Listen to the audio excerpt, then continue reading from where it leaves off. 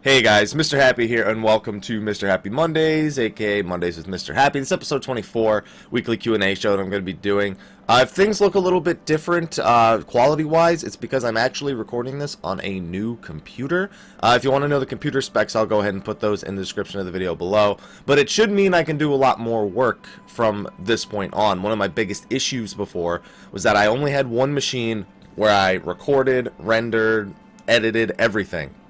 Now, I have a machine, a higher quality machine, to record videos, record game footage, and a separate computer altogether to render, so I can record while I'm rendering, which just took a major hamper, especially with those Let's Play series taking 2-3 hours to render every single video. Not being able to do anything else in all that time really sucked. So hopefully, this means good things for the rest of the year, but with that out of the way, we got a bunch of questions from last week's video, so let's get right into what you really came here for. So my first set of questions comes from a long-time question asker on Twitter. Love having this guy ask me questions all the time. Does shout-outs every weekend. Favorite all of them. Some big questions for Mondays with Mrhappy for Mrhappy1227. How are you? Doing pretty good. How do you like your new server? Gilgamesh is a great server. Some people say, oh, it's the Reddit server, it's the RP server, it's the endgame server, it's probably all elitist there. I run into a lot of really kind-hearted people that go out of their way to help things and try to put together events for players that aren't as progressed in the endgame. I see it a lot on Gilgamesh. And that's the kind of thing I like to see. I also see new people coming every day to Gilgamesh. Not necessarily transfers, but people making new characters. And I just like seeing those kind of things. So I'm enjoying the server quite a lot. And the last question, which 3.0 job interests you the most? Interests, my inner Final Fantasy 11 is like, oh, play Dark Knight. Just do it. Just play Dark Knight. You didn't even play it in Final Fantasy 11. Just play it now. But while that's a job that interests me, and it's probably the first of the three I'll level, Machinist I'm intrigued with. Because I want to see. To me, it looks like a ranged DPS. It looks like an elemental shaman with a gun instead of the elements kind of thing. You know, I think that the turrets are going to act a little bit like totems. I don't know. That's why I'm so curious about it, because I don't know how those turrets are going to operate, if they're just going to sit there and shoot like the one of... Well, there are totems that do that too from World of Warcraft, so I just want to know. It's the thing that interests me the most.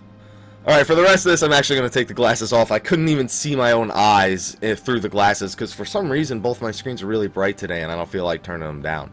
So the next question is an easy one. Hello, Mrhappy. Do you think the opening cinematic and the game title will change with Heavensward release? I'm assuming you talk about in the login screen. Now, I'm absolutely sure that it's going to change. I have a feeling they're going to do it, you know, the way a certain other game has done it. Well, I think Final Fantasy 11 may have done this as well. Don't quote me on that, though. Where they're going to have the opening cinematic able to show you either a new era or the Heavensward release, and that the actual title screen is going to change to be something more Heavensward related. Yeah, I think so. Pretty sure about that. Next one. Hey, Happy. Question for week 24. Occasionally I've run into the problem where I wasn't able to join a group for certain endgame content yet because of my lack of gear. Okay, this is a little bit different from last week's question about how you couldn't find a group for turn 9. I don't mind the grind, but by the time I do get the gear needed, they already passed the point where I'm at. I was thinking about a system where you do request and obtain an item where you can give to Oriana in exchange for high tier gear for a limited period of time. You have a time limit to collect the needed currency to keep the gear. Basically something like a credit card. You get the gear, you do whatever content you need, then pay off the gear as you play. What do you think about that? I guess it depends, because I'm thinking in my head the amount of time that you rent this gear. I'm gonna think of it more like a rental service, because you're saying that if you don't, from what I'm understanding, you have the time limit to collect the currency, or you don't get to keep it. Yeah, that is more like a credit card. A rent is literally something with a hard end date that you will return. But in the time that you rent the gear, I can't imagine being able to obtain the right currencies, because you would have to be talking about Dreadworm gear, because right now you can get item level 120 gear. You've been able to work on item level 120 gear now for a few months. All it takes is that, you know, you could just do one dungeon a day, one expert roulette dungeon a day, and pretty much that be all you need in order to get the item level 120 stuff. And if anyone's asking you for item levels over 120, man, you're a victim of people who just want to overgear everything and completely bypass the need for knowledge and skill. It's unfortunate, but I think it could work. I'm not gonna say your idea couldn't work. It's just I don't know that it would be that they would be able to give you enough time to really learn it. As for the actual issue of lack of gear, like, I don't know how much you play the game. I don't know any of the finer details. So really just try to focus on getting your Poetics gear. Try to focus on maybe getting some item level 110 stuff from the second coil. I'm not really sure where you're at, so it's hard for me to say. I tell you to go for the hunts, but those things are a madhouse right now. So that's totally on you whether or not you want to do that. Just try to work on the Poetics gear. That's really enough gear outside of needing the vitality, maybe from an accessory or two that you can go out and craft and whatnot. That's pretty much all you really need for the final coil right now. So don't let people tell you your lack of gear. Just work on the basic Poetic stuff, and I think you'll be okay. The next question is actually talking exactly about the hunts, because I just read the first sentence. Question from week 24. Since 2.5, hunts have been ruined. Welcome to 2.3 all over again, except they are way worse now. To the point where there's one free company that keeps 90% of them to themselves and asks as many people as possible to keep them quiet. And then the other 10% pull as soon as there's about 5 DPS there. What can we do as our servers? Zodiac can't get 130 with not that many hunts to do. You can't do anything. Unless they're willing to comply, there's nothing you can do. You'd basically have to, like, form an alliance to go against them. Just take some solace in knowing that there are carbon coats from the weekly Crystal Tower quest. Go get that, because that'll at least let you start upgrading your accessories. That weekly quest, according to a recent interview with Yoshi P, will most likely have twines and tomestones added to it sometime in the near future. So if the hunts aren't working out for you, just take a step back. Just try to focus on getting the 120 stuff. You don't really need anything above item level 120 in this game for any piece of content. You just need to make sure you meet the HP checks for the final coil, and that's it. So just keep that in mind. Also, don't forget, you have your weekly hunts, you have your daily hunts. I know that the daily ones suck a lot, like a lot, but that's some allied seals that can start helping you towards your goals as well, if you're having trouble getting to the actual hunts. Next question. Hey, Mr. Happy 1227. Another question for hashtag Mr. Happy Mondays. Do you think that Midgard Summer Minion will become a companion for us to raise in patch 3.0? I think it's going to become a mount, to be honest. We've been told we're getting a dragon mount in the expansion, and it's going to be super important to the story. I think that little Midgard Summer Minion, he's going to become a mount at some point. We don't know that for sure, but I'm not the only one who thinks that. I've seen a lot of other people throw that idea around. So, here's to hoping. I like this person's name for the next question. Hey, Mr. Happy, love the videos. Question for week 24 concerns maining a certain job. As of right now, I'm an item level 110 Dragoon, but I find myself switching around and playing a variety of different jobs. I do want to settle down and master one single job, but I can't decide which job I want to main. I know you switched from Bard to Ninja. I was wondering what your thought process was when making the decision, and if you had any other advice you could give me. Unfortunately, for my answer, literally, it went from, oh, I'm so sick of people asking me for songs. Let me go ninja. Let me go melee DPS and just be something else for once. I just don't want to be Bard. I never wanted to be Bard. I got pigeonholed into that back in 2.0, and I could never escape it. Ninja seemed to me like the perfect opportunity to escape it. All I really did was just decide I didn't want to play the other job anymore. One thing I really tried to do, though, I made sure I was staying within my role of a DPS, because I was already playing with a group of people. I couldn't just tell them, hey, I want to be a healer now. And they'll be like, all right, get out. Because that's not what you're here for. You're here to do damage. So I made sure to stay within my role of a DPS. Made sure it was a DPS that was at least somewhat similar to the one I was playing. I went from, ranged decks to melee decks, I guess.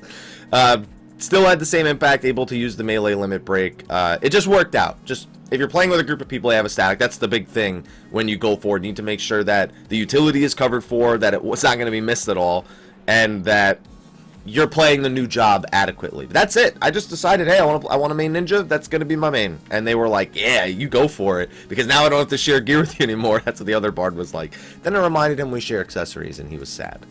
But that's all I have to say, so I'm sorry if that answer is not really adequate. Next one for week 24, repost from Twitter. Oh, good thing you reposted it here, because some of those questions get lost over time. Do you think Heavensward will be available on Steam at launch? I'd hope. Otherwise, why even put Final Fantasy 14 on Steam, Like, that's such a tease. It's like, hey, the expansion's out. All right, I'll buy it on Steam. That's where I bought 14. Oh, they don't have it yet. That would suck. That would suck a lot. I'm hoping. I can't see a reason why they wouldn't. Also, will you have the collector's edition available in your Amazon store? That depends on if Square Enix makes the collector's edition available outside of the Square Enix store. So I'll let you know if that's the case. You can pre-order the normal one if you're not interested in the collector's edition. You can already pre-order that on my Amazon store. So hopefully you'll be able to pre-order the collector's edition too. Next question. Hey, Mr. Happy, love your work and all your content. Thank you very much. Question from week 21. I would like to ask your opinion on some possible content they could add in Heavensward. Seeing as we're going to be fighting besides the Ish Guards against the Dragons, do you see us maybe participating in campaigns like defending outposts or such as Besiege where Ish Guard could come under attack? If so, how would you like to see this implemented or something similar put into the game? I think the Battle of Ishgard is kind of us defending Ishgard from an invasion of the dragon, so that's kind of like Besieged, although it's not going to be as spontaneous, I imagine, as Besieged was. Although everyone that saw it was like, oh, they're rank 4, oh, they're rank 5, oh, they're rank 6, they're coming. I think it was rank 7 or 9, I don't even remember anymore. Participating in campaigns, I could see it because we're probably not going to have as many Aetherites in the game. So having campaign outposts to help get around the world would definitely help. I want to see how we even go really that far into Heavensward, because we're going to be flying around so much. There's a lot of things I want to know. I'm not against either of those ideas. I think they could both bring more overworld content back to the game, and I'm always down for that. I'm not against overworld content as long as it's done well, and those are, for me at least, fun ways of going about leveling. The thing for me is that we have fates in the game. Those kind of encompass everything. Defending an outpost could be a fate. You know, Ishgard being attacked could be a fate. So you have to really decide, do you want more fates or do you want something a little bit more involved? I'd like something a little bit more involved. Next question. Hey, Mr. Happy, love the videos. Question for week 24. As of the time the servers went down, I'm a level 44 ninja and I'm worried about all the different mudra combinations once I unlock the third hand sign. Any advice on learning the changes once you have all the abilities? It's literally just find an order for them on your bar that makes sense to you. Like, for example, for me, Suiton, I don't even remember the names of the mudras. I just know I have it set to be 1, 2, 3. Or, in my case, shift 1, 2, 3. I know that Huton is shift 3, 2, 1. Backwards from Suiton. I know Raiton is 1, 2 or 3, 2. I know that that Doton is 1, 3, 2. It's just a matter of not even trying to remember them by name, just remembering them by where they are on your bar. That's the best advice that I could give, because that's what works for me. Hopefully it works for you as well. Hey, Happy Kirito Murasame here. Hey, man, thanks for coming by the stream as often as you do. And I have a question for the new expansion. As an avid master fisherman, weather plays an important part in the fish that you catch, so I've heard. As much as I hate that idea from sightseeing logs. Anyway, at least it makes sense for fishing. Do you think there will be added weather mechanics and or possible events, i.e. earthquakes opening up more mining options, hurricanes, etc., that can occur much like the heatwave gale and such that occurs now? Great videos, avid follow your content, keep up the awesomeness. I got no idea what's gonna happen. Could it happen? Absolutely. I think that earthquakes opening up may be... We may need to drop the PlayStation 3 support for that one, because that sounds like it might be a little bit past its prime on that part. But who am I to say those things can't be there? I'm not the one developing the game. I'd say take that question directly to Yoshi P if I were you, because he'll have much better answers for you than I will. Just hopefully he pays attention to it. Next question. Hey, Happy. I have a question about streaming in general. I get some streaming questions, but I started streaming several months ago, and so far I pretty much just stream whenever my friends and I feel like it. I don't really care about viewers, except for that I want to entertain as many people as possible, if that makes sense. I mostly just do it to have fun, but I also like interacting with and entertaining others. My question is if, in your eyes, that is a good attitude to have in order to be a successful streamer. It has to be the attitude that you have. It's just, you can't... I stopped looking at how many viewers I have at one time a long time ago.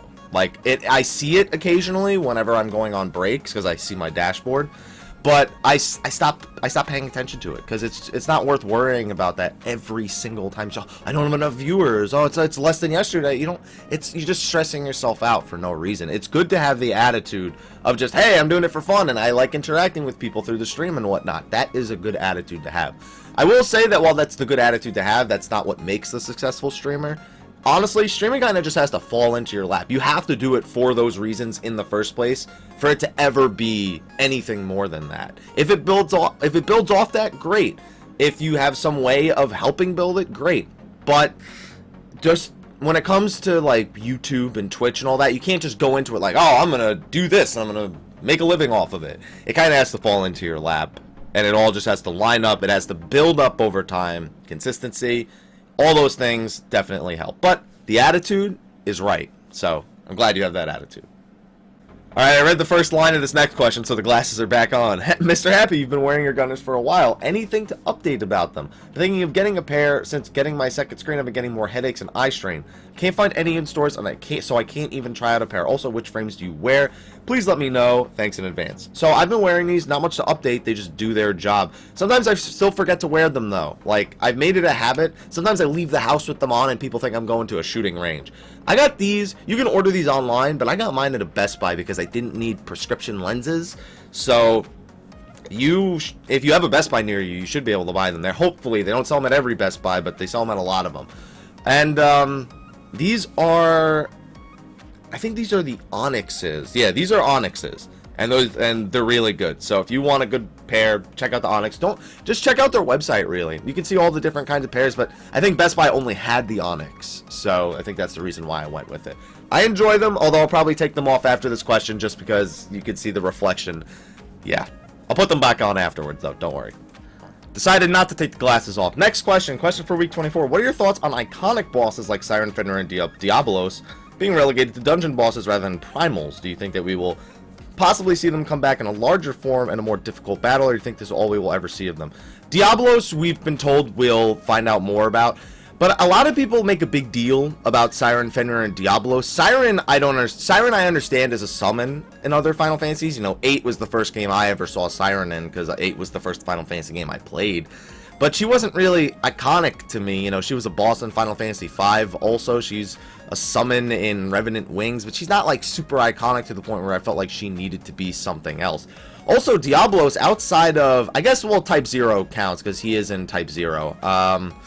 Outside of Final Fantasy XI, where he held major importance, he's not really that iconic. He was the dude in the lamp in Final Fantasy VIII, and that was pretty much it. Fenrir being pretty much the same, just like a dog summon in a bunch of games. Final Fantasy XI being the only place where he's really iconic.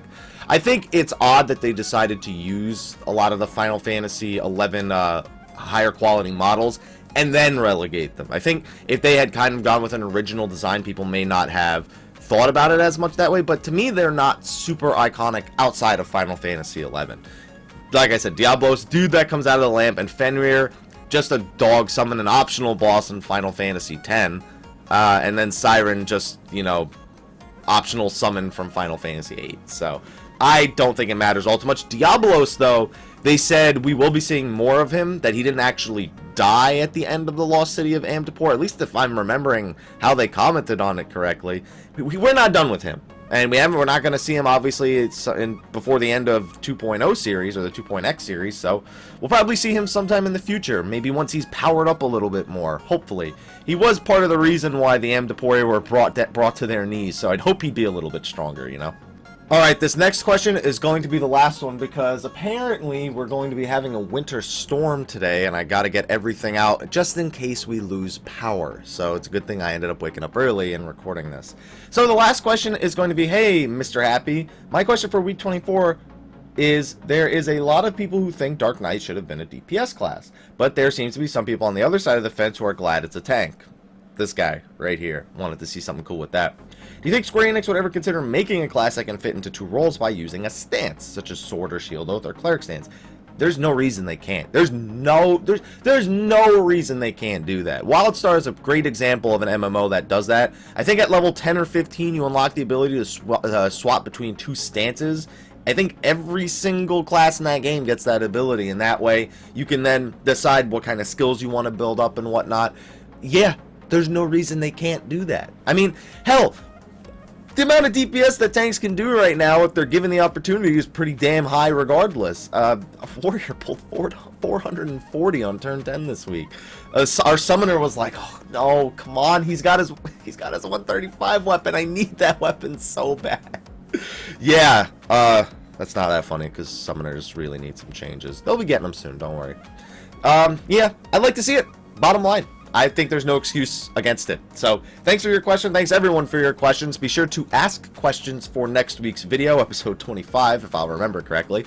And thanks for watching the video series. Thanks for keeping this one going. 24 episodes now. That's like 6 months worth of Mondays with Mr. Happy. So it's a lot of Mondays. I'm really glad that you guys are continuing to watch the series and that it continues to get support and I get asked questions a lot. So thank you, everyone. I will see you guys on next week's episode. Hopefully the snowstorm's not so bad. Please don't want to lose power. Pray for me. I'll see you guys in the next video. So thank you for watching. Take care.